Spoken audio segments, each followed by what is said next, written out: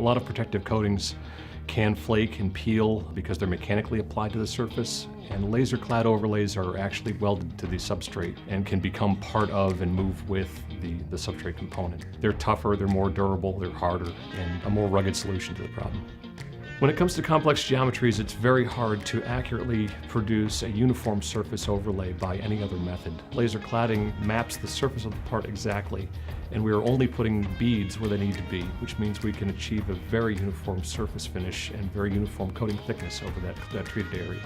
Laser cladding is best suited to new components where there can be a suitable undercut and preparation to receive the coating, and where it's anticipated that the part will go into a harsh service environment for a long period of time where it cannot be maintained or repaired easily.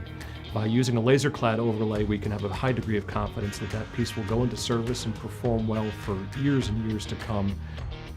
The greatest benefit to our customers is rapid part turnaround. We can begin working with a geometry in solid model form long before the part even arrives on our shop floor. Our workstations allow us to address a wide range of parts, from a ½ cubed up to shaft work that is maybe 30 or 40 feet long, 3 or 4 feet in diameter.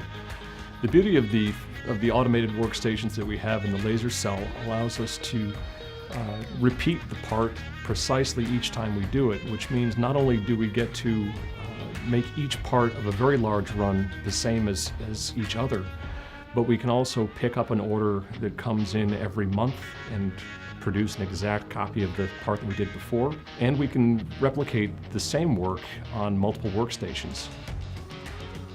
I think our strongest asset is our people. Our engineering staff here is able to walk a customer through the possibilities of what is claddable and not claddable, what metals are likely to have interactions that may be adverse to weld performance, and what can we do to help tailor the right solution to their problems.